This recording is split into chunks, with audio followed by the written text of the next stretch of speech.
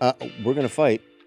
Are we? I'm just gonna tell you. Okay. There's gonna be a fight. All right, bring it on. Today's actually, there might be two fights on Get to the Hook. So let's get to the hook. Welcome to aforementioned title, Get to the Hook. I am your co-host, Charles Latibaudiere. And in this corner, Eric Colley, ready for the fight. Yes. What are we fighting about? Well, it is that time of year when the Rock and Roll Hall of Fame announces the nominees.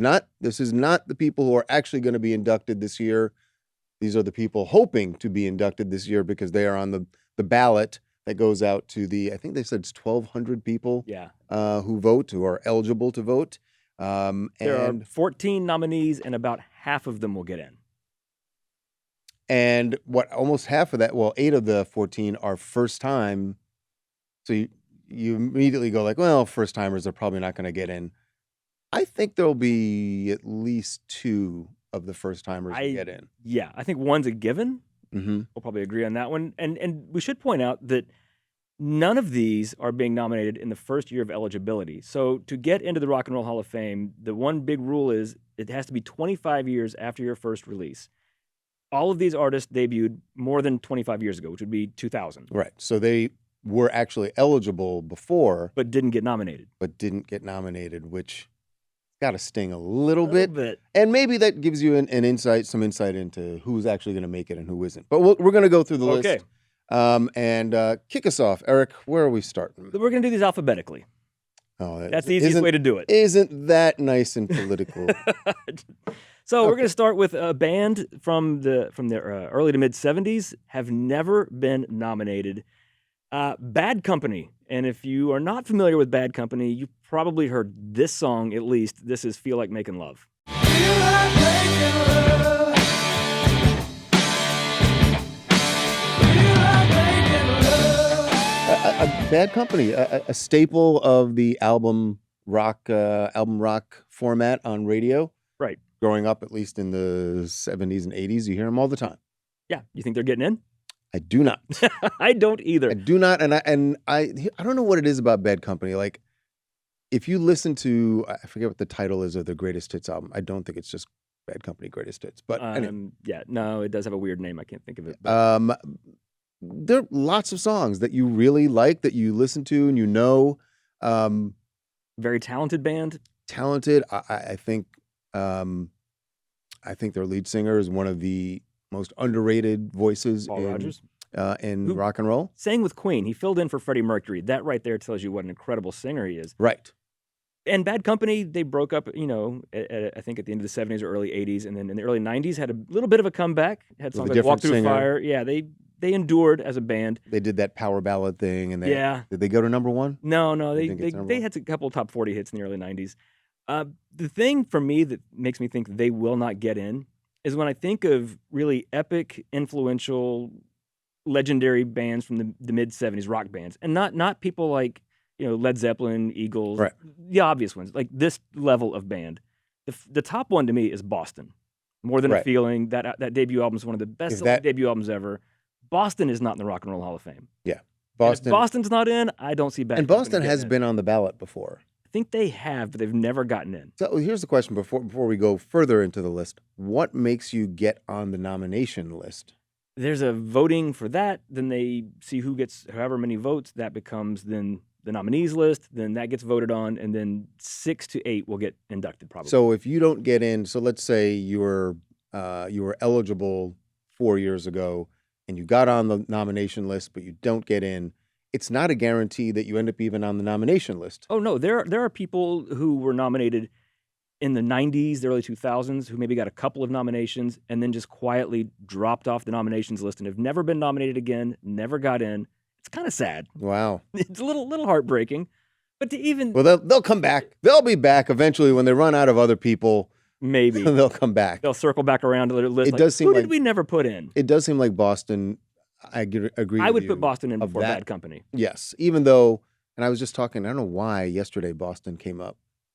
And the fact that they only have, I think, 4 albums. They were not 3. a prolific band, yeah. No. And I think that's what hurts them, right? Yeah. That there's not a big enough catalog. But to make such an impression, and honestly, I don't know that always matters.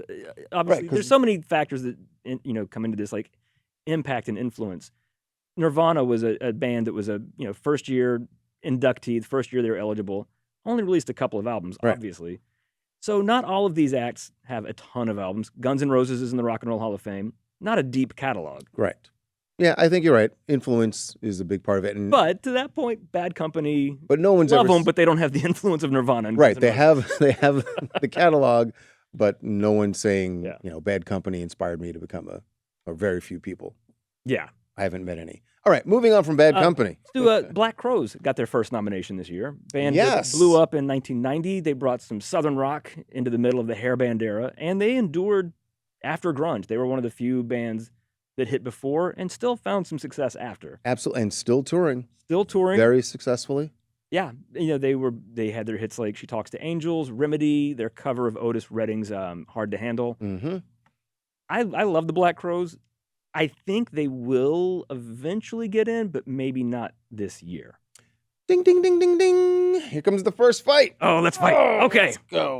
Let me explain something to you, Eric. All right. Please do. First of all, I don't understand. This is a crime that the Black Crowes, who were eligible before, this is the first time that they're on the nomination. 2015, they've on the been ballot? eligible. Yeah. Absurd. And I've seen bands get in since 2015 that the Black Crowes definitely should have been in before. So this is a crime. And maybe I thought that this was that the Rock Hall was like, well, we know that Chris and his brother don't really get along, and maybe that's what they were worried about. They've been touring together for years. All that brotherly battle is over. They've Right. squashed all that. They are a successful touring band. They make albums together still. So that's not the issue. So what is the issue? And I want to point out the bias that Eric himself had in that What? he picked out these clips, and there's not. You just had to say their hits. You didn't play a Black Crowes hit. You know what this is? You were not here when we did our episode about brothers who battled in bands, and we did a deep discussion of the On Black Chris and Crowes. Rich, all and right. I played them then. So I was like, well, we've played the Black Crowes before. I'm going to spotlight some other acts that we haven't played before. You weren't here for that, so that's on you, sir. You were skiing somewhere. Interesting. Interesting. No, I love the Black Crowes. I do, and I hope they get in. I think a thing that maybe could be in their favor this time is that they played at the Fire Aid benefit concert. Right. Very visible. I think, and a lot of the people in attendance that night are the people who are going to be voting on this. Good point. And they brought John Fogerty out to sing with them. Like, hey, Yeah. we're part of this. Even though there's a huge generation gap between John Fogerty and the Black Crowes, it's all classic rock. It's at this classic point. rock, right? And they're like, hey, we're one of those guys. Yeah. Don't forget about us. Exactly. We're in that same class there, so don't forget about us. I think you're right. I hope they get in. I will maintain this, that for me, and I know we just talked about Boston, and Boston's really good, really good. For me, there isn't a better, and I know Aerosmith fans don't come at me, Okay. but I know you're going to. There isn't a better American rock band than the Black Crowes. Sorry. Post Eagles. Okay. Post Eagles. Well, then Aerosmith doesn't count because they were pre-Eagles. Oh, that's right. They were. Yeah, they were. So, Yeah. like I'm 1980 talking on. about from the 80s on, there is not a better American rock band. And there's not a better American rock album than their second album, Southern Harmony and I Musical just Companion. got that on vinyl last year. Oh my God. Such a good record. It is. It wasn't as big as their first album, Shake Your Moneymaker, but I think it's such a better, I think it had more artistic, hits. mature album. Well, it didn't have She Talks to Angels and But Hard it to Handle. didn't had have Remedy, She Talks to Angels, but it had Thorn in My Pride, Thorn in My Pride. And it Sometimes had, Salvation. I love that song. Those songs weren't as big because in between those two albums, Pearl Jam and Nirvana hit. And it was a little harder for Black Crowes to get back on the radio. maybe. But But check out the album. they might get in. It'd And be they cool, should yeah. get in. But we'll see. I And- agree with you. It's not a slam dunk that they do. They're but- not even the most famous battling brothers on this nominations list this year. So there's that. I don't think they're We'll going get to to put both that. of them in. We'll get to those guys. Also, this is, as we go alphabetically here, a good time to remind people, because every time the Rock Hall nominees come out, there's somebody online going, that's not rock and roll. They have never, ever, ever been exclusively about rock and roll bands. Maybe you're mad they call it the Rock and Roll Hall of Fame, but the early classes, when you had all these blues artists, when you had Marvin Gaye getting in, Right. Ray Charles, they are not rock and roll artists. If you don't think they belong in the Rock Hall of Fame, then I don't know what you're even worried And about. that also means you don't really understand roots of Yeah. rock and roll. So of blues and all these things. I mean, do you think, Nine Inch Nails are in the Rock and Roll Hall of Fame? So then, yes, Donna Summer should be in the Rock Hall of Fame, and Yeah. she is, because that electronic dance music directly influenced what Trent Reznor did. right. It's all a big Mhm. thing. I say that prefacing this next artist who is in zero way rock and roll. This is her second nomination. She got nominated last year, did not get in. Mariah Carey. One of the most successful songwriters in music history. Yes. She has written 18 number one songs. I Does don't she think get in? I don't think she gets it. I don't think. I think she will. She will. eventually. I think she will. I don't know if she makes it this year. For one reason, which we'll get to. I don't think she makes it this year. I don't think she does either. I think in the Rock Hall's mind, and remember, she wasn't nominated at all until last year on the 2024 ballot.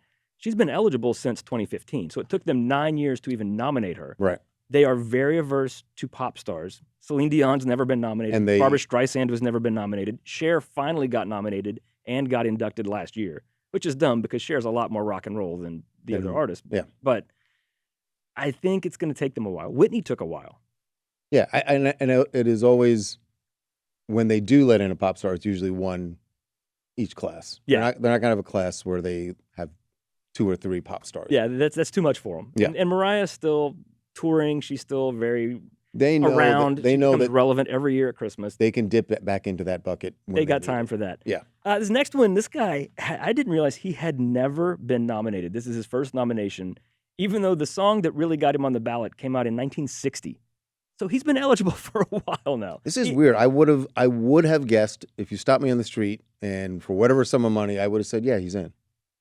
He is not, but this song is. They did induct this song in 2018, but he has never been nominated, even though he's been eligible since the very first Rock and Roll Hall of Fame class in 1986. Chubby Checker we're talking about, and his most famous song was actually, Billboard ranked it as the biggest hit of all time until The Weeknd's Blinding Lights, because it went to number one in 2 completely different chart runs in 2 different years. Wow. This is The Twist. Come on, baby. Let's do the twist. Come on, baby. I mean, as dance crazes go, that is the biggest of all time. It just feels like that came out when that feels like rock and roll. You hear it, Yeah. like that's rock and roll. So you just think, oh, they definitely put Chubby Checker's a guy they probably put in like the 4th, 5th time year Right. that they were inducting people. They've never nominated him. I think maybe because that Never song. nominated. Do they think he's just like a novelty? He's not, although he definitely, The Twist had a huge impact on his career. It hit number one in 1960 because The Twist as a dance became very popular with teenagers. Then at the end of 61, after it's already gone to number one, dropped off the chart, teenagers moved on, their parents discovered it. And adults were like, hey, The Twist is fun. And in 1962, early 62, the song not only was re-released, recharted, it went to number one a second time. A completely different chart run. And in the 80s, didn't it go? I don't know. Made the if it went top to number 20 one. again Top 20 with the Fat with Boys. The Fat Boys, right? Yo Twist. But The Twist, it wasn't even Chubby Checker's only number one hit. He had a song called Pony Time. It was another dance craze. But The Twist does hang very heavy over his career. He had Let's Twist Again was a top 10 hit. Slow Twistin', La Paloma Twist, Yo Twist with the Fat Boys. He was in 2 movies in the Can I 60s dare say called there's- Don't Knock the Twist and Twist Around the Clock. I mean, the man cashed in. Did he cash in, or did the label or some producer put that on him and say, I'm sure. "You got to put twist in it. You got to put twist in it, Chubby"? But Chubby Checker, he is 83. He is still alive. I believe he still performs. I know he did just a few years ago. It'd be Seems cool like- if he got in, but I think this might be one of those cases where it's an honor just to be nominated. Right. I think the nomination might just be hey, sorry, we've overlooked you for 40 years. We want We're you going to know- nominate you. We want you to know we see you. Yeah. We're nominating you. Enjoy it. But the fact that the song has already been enshrined in the Rock and Roll Hall of Fame, do they think, is Chubby Checker enough outside of The Twist for them to induct him? And the answer is going to be no. Probably not. All right. Next Sorry, guy, Chub. Another one, I thought he was already in. And not only is he not already in, he has never been nominated until this year. I don't know enough about his career and catalog to be outraged by this. It's not an outrage. I'm a little surprised. I understand that most of his biggest hits were covers, but it's almost a disservice to say they were just covers. I'm talking about Joe Cocker. Not his biggest hit, but his most iconic song is this song with a little help from my friends. Baby, said I'm gonna make it with my friends. Also the theme song to The Wonder Years with Fred Savage, Uh-huh. what I first heard that song as. Joe Cocker did a lot of covers. That was a Beatles cover. But if you listen to that original Beatles song, it was one of Ringo's songs. He didn't cover it. It's not, yeah. He turned that song inside out and elevated it. And he did that with most of the covers he ever did. Also had original hits, You Are So Beautiful in the 70s. In the 80s, Up Where We Belong from An Officer and a Gentleman.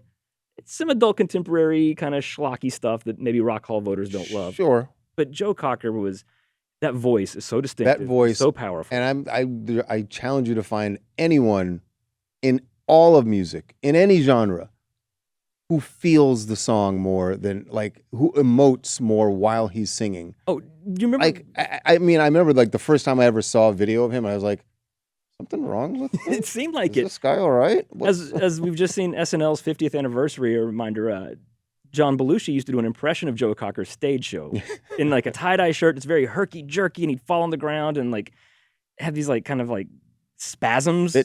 Yeah, that was Joe Cocker. Yeah. The man was so overcome with the music, and he had that powerful voice.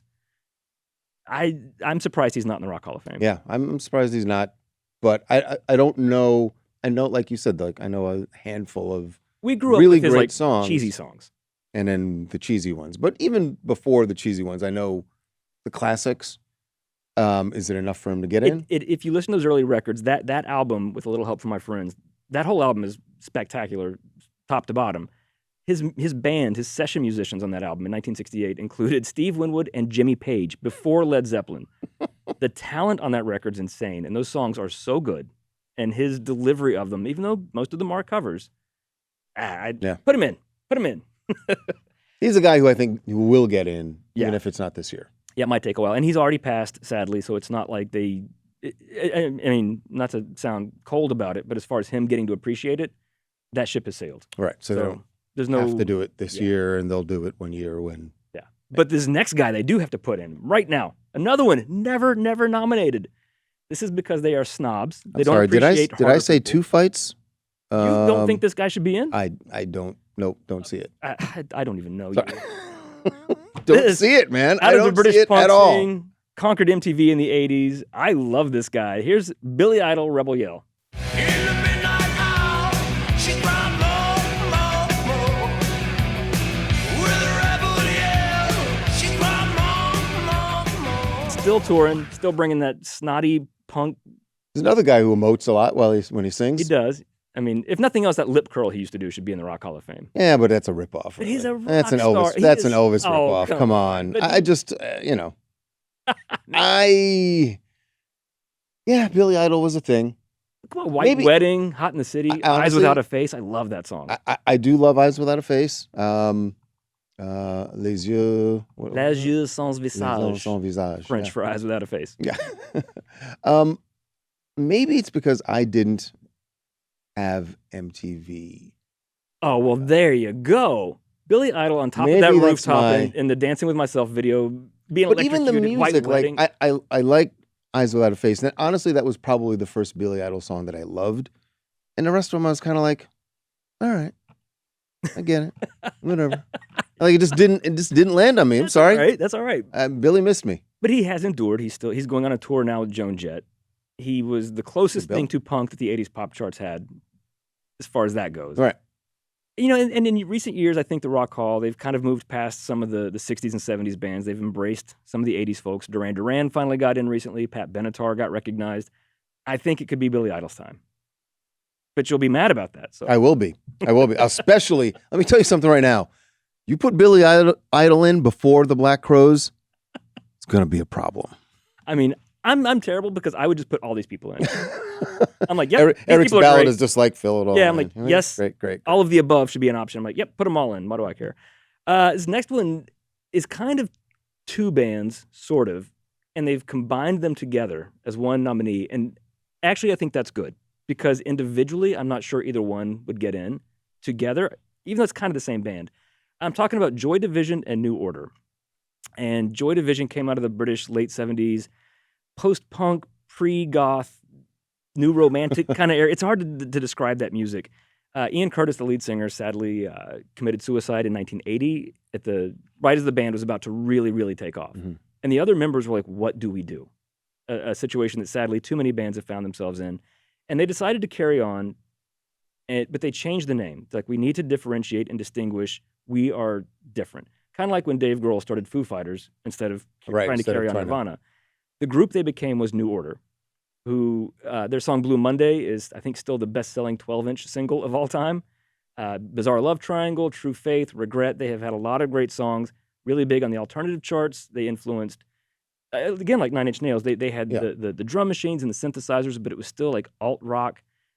But this is a band you hear a lot of other bands talk about. Yes, this is like your favorite band's favorite band. Right. But the song I think that would put them in, and I think is one of the most perfect pop songs ever, and this was sort of Ian Curtis's parting gift to them before taking his life, because this song came out, I can't remember if it was like a few weeks before or a few weeks after he died. But this song is so great. This is Joy Division's Love Will Tear Us Apart.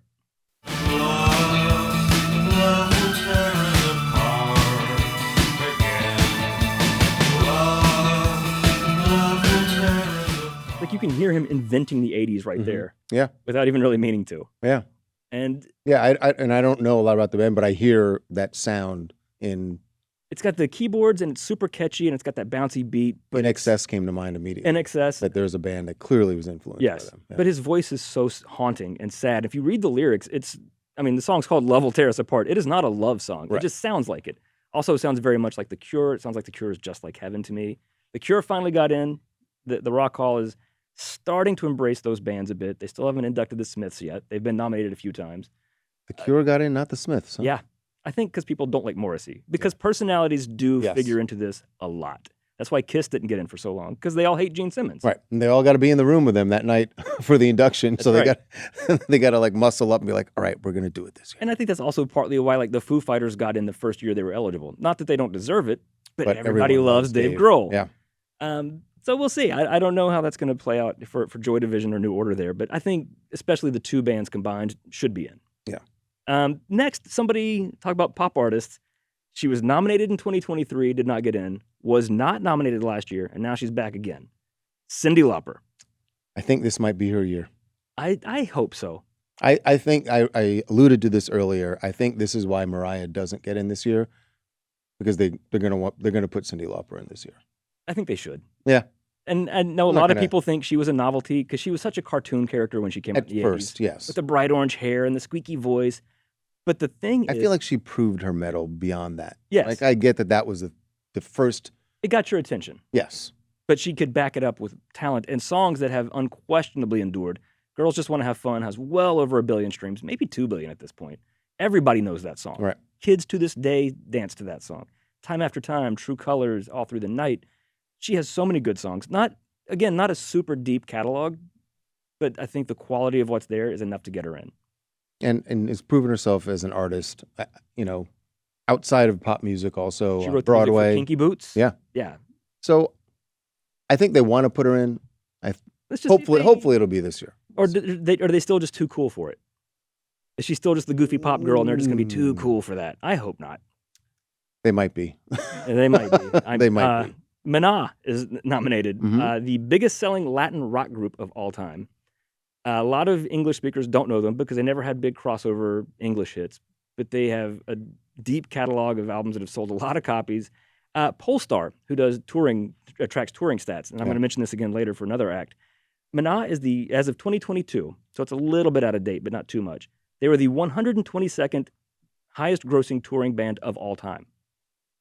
Is that an impressive number? I think it is. Think of every act an who's ever gone on tour. Right. To be number 122 is impressive. I mean, it is. Think of the thousands and thousands of bands that tour. I guess.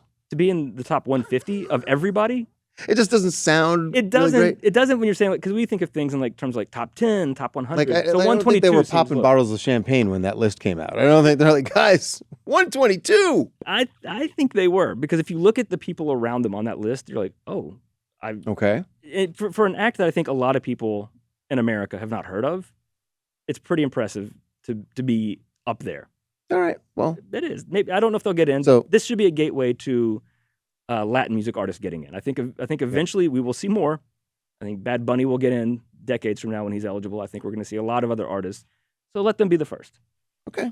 If you're talking about feuding brothers, Oasis, their second time nominated. They're back together now. Are they? I mean, they're going on What tour. time is it? Yeah, I know. What As of right date? now. Yeah. So does Oasis get in? I'm surprised they didn't get in last year. Maybe it depends on how British the voting body is. I know they're influential. Well, are they influential or were they just big? Because their sound is really clearly just the Beatles, a lot of it. Yeah. And they made no bones about that. But they were so huge in Britain and pretty big in America too. Did they ever have like a huge U.S. tour? I don't know. That's hard to tell. Not to sound like that's the only thing that makes you worthy, but I just, when you talk about how big they are, I know the name and I know that they were beloved, and that was most of my early years in L.A. But it was, again, another one that missed me. Yeah. So I know you would put the Black Crowes in over Oasis, if we're going by retro rock bands with brothers as frontmen. I'm offended you even raised the hypothesis. But I just say that because as much as we like the Black Crowes and as big as they were, they never had a song like Wonderwall that everybody on this planet knows. And I think that maybe will help Oasis. And also, Oasis has better drama. Because like you said, Rich and Chris Robinson from the Black Crowes are mostly getting along now. Yeah. Noel and Liam Gallagher, whoever knows what's going to happen with them. So if you induct them and have them show up, do they show up? They're going to get headlines. And the Rock Hall won't mind that. Whatever they do. The induction ceremony is in the fall. Yeah, they will announce and the tour is supposed to start this summer? April, yeah. Well, we'll see if they're... They might hate each other by the fall. They might go on tour and be like, nope, this was a mistake. Yeah, the tour outcome may affect voting. It could. It could. So they got a lot. So if you bought tickets, this actually helps, right? Because maybe they're going to be on their best behavior. But they also, I don't think they care about getting in the Rock and Roll Hall of Fame. Yeah, I'm sure they do not care. Yeah. This next act, I think this is going to be the most safe bet going to be inducted. I cannot see them not getting in, because also one thing the Rock Hall loves to do is have a reunion happen on their stage. And this is an act that has not performed together in a minute, but they don't hate each other. There's no bad blood or anything. They're the only hip-hop act nominated this year. OutKast. And I was like, which song do we play for OutKast? Ooh, what did you go with? Ooh. I went with an obvious one. I want to do a crowd pleaser, but not Hey Ya. That's too much. No, that's the way you move too is far. too much. So their other number one hit, this is Miss Jackson. I'm sorry, Miss Jackson. Ooh, I am for real. Never meant to make your daughter cry. I apologize a trillion times. I think it's a given they're getting in. We don't need to. I'm surprised they weren't already nominated. We're not going to spend a lot of time. No. They're going in. They're going in. And they should. They'll be in. Yeah. I'm not even going to. Yeah. There's no argument. Let's run through these last ones really quickly. Talking about that Polestar list again, the 33rd highest grossing touring act of the last 50 years. Okay, now we're moving up. An act known for their live act, actually pretty much only known for their live act. It was hard finding an album cut to play a sample of. This is the song You Enjoy Myself by Phish. Wash your face and drive me to Valencia. Wash your face and drive me to Valencia. Finding a song to play for them is hard enough. Then even that song is 10 minutes long, and there's so many different sections of it. I'm like, okay, this part has vocals. Maybe that'll stand out. When they perform it live, that song is 25 minutes long usually, because Phish is the heir apparent to the Grateful Dead. They are the jam band. Their audience loves them, follows them around, the Phish heads. I think Phish gets in. This year. They just inducted the Dave Matthews Band a few years ago. They're coming around on jam band. Right. And Phish doesn't have the hits that Dave Matthews does, but their touring They've power, toured for their so fan long base is hard to discount. And, if like 10 years ago, they introduced the fan vote online, which does factor into the nomination for the inductees. Phish is far and away leading the fan vote right now because their fans rallied. They're going to rally, and they're going to be on the top of that. Yeah. Good for them. Next band, this is their third nomination, and I cannot believe they are not already in, and I thought should have gotten in the first year they were eligible. This is Soundgarden. Black hole sun, won't you come? Wash away the rain. Maybe it's my Gen X bias, but I always assumed that once the 90s grunge era bands became eligible for the Rock Hall, they were just all going to get in. They'd all go in. Only Nirvana and Pearl Jam, and Foo Fighters, if you want to count that. Yeah. Soundgarden is not in yet. Alice in Chains is not. Stone Temple Pilots, Smashing Pumpkins. None of those bands, some of them have never even been nominated. Put Soundgarden in. Like, what are we talking about? That's dumb. All I think about, though, is it's how sad it will be that they'll get in. I don't know if it'll be this year. They'll definitely get in. I think you're right Yeah. that all of those bands will get in. That you don't hear Chris Cornell's voice at that induction. I know. It's sad. It's already sucks. They could have inducted them when he was alive. They didn't. And granted, nobody could see That's not that coming, but Soundgarden needs but to a moment that is missed. To have like the jam session at the end of the induction and have Chris Cornell singing whatever. everything. Yeah, sing The twist. everything. Chris Cornell singing the twist. Oh would my have been God, I would amazing. love to hear it. Yes. And also the White Stripes, finally, this is their second nomination. Like Cyndi Lauper, they were nominated in 23, didn't get in, nominated again. I think they will get in because, like we said, personality comes into it a lot, and they love Jack White. Did you see Jack White at the SNL? He closed did. the SNL concert. Yeah, it was cool. He's was great, he's a cool man. performer. He will put on a good show if they get inducted. Will he and Meg play together? his ex-wife in the White Stripes? Because it's the White Stripes. It's not Jack solo. Yeah. So I think they get in. And that will scratch the itch maybe for some of the people who think rock doesn't get in anymore. Right. Exactly. There's Yeah. one that's to keep him quiet. Yeah. Okay, next, I was thinking like nobody who came out in 2000 got nominated. Next year will be 2001. I think one person will absolutely get in. First year of eligibility, get nominated, get in. Alicia Keys. Wow. I think she will breeze Really? right through and get inducted. They love her. She has I know they the love talent, her. the success. I think she gets in right away. I wish I had that faith and that confidence that you do. I don't. But listen, I just don't. Let's agree on something we can agree on. Bullying this next person that's coming on. Yes, but we want to say this is, look, we're talking about who are the nominees for the Rock Hall this year. And we just so happened to have a very personal moment here in the office where we had a run-in, not with one of our camera people, just an employee who was out at a restaurant and had a run-in with an actual legend, a Rock and Roll Hall of Fame inductee in 1989, none other than Stevland Morris, Yes. a.k.a. Stevie Wonder.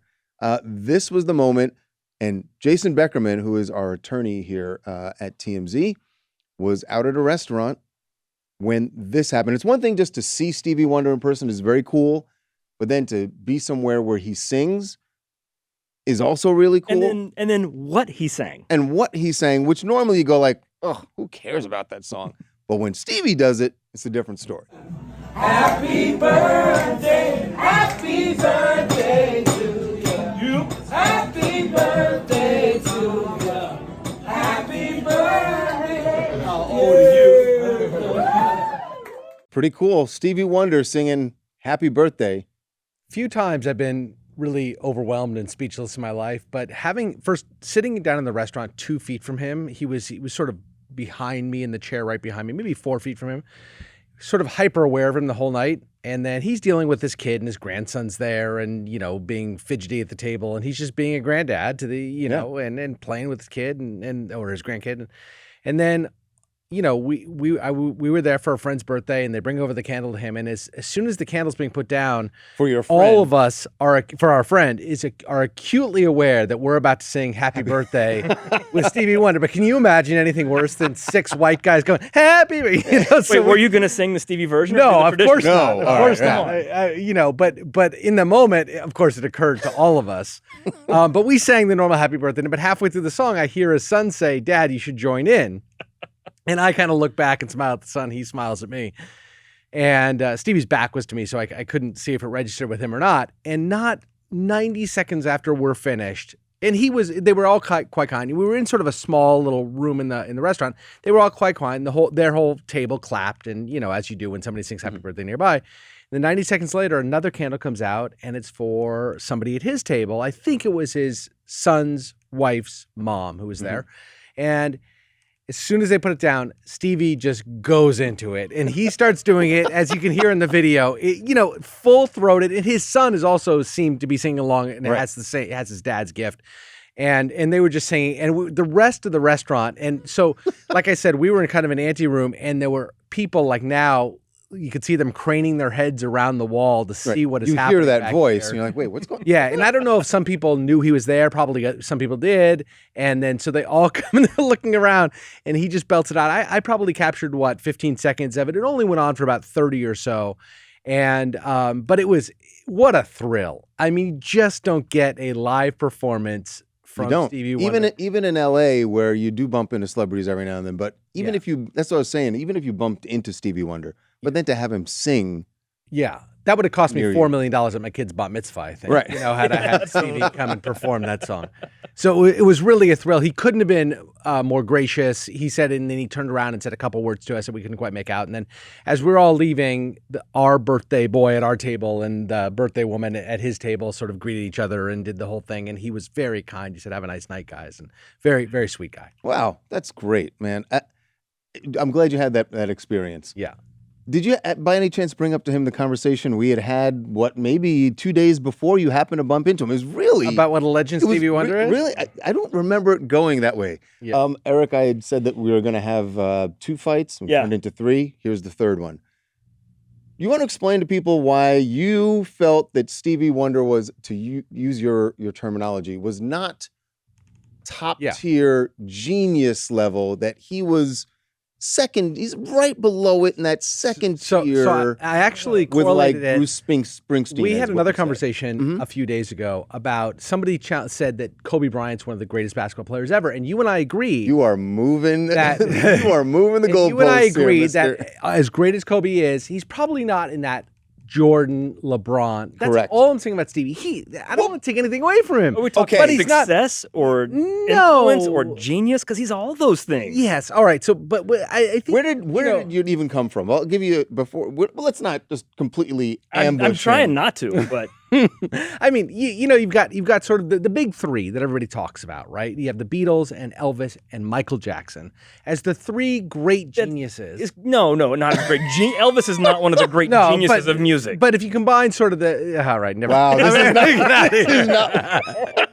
Happy Black History Month, everybody. Yeah, exactly. Elvis is a musical genius. Stevie Wonder, he's a down a tier. Yeah, geez, thanks for throwing Michael in. Yeah, I'm glad you hurts guys my heart. invited me by. Yeah, that was great. By the way, you can get more wonderful commentary like this from Jason on his podcast, Last Days. Well, we don't want to talk about that right now. That's Yeah, a death no, it's podcast. not. Well, I mean, have you? Well, that's where we can have one for we your have opinion. done. We have done Mike. We've done all the greats. We've done Michael, and we have not done Elvis. You did John Lennon. You have not done. We did John Lennon, we did Prince, we did Michael Jackson, sort of an in-depth look at the last days and the deaths of these celebs. And obviously we were 121 episodes now, I believe. Oh. Wow. Yeah, See, so if you haven't checked it out, check Check it out. There. That's why we really brought you on, Jason. We Just to wanted give to shame me, you. give me Get a little plug. I appreciate and that. to shame you. But it was a very cool experience with Stevie Wonder, Yeah. a Rock and Roll Hall of Fame inductee, which is what we were talking about. So it all came together. There we go. That's going to do it for us this week. We'll see you next time on Get to the Hook.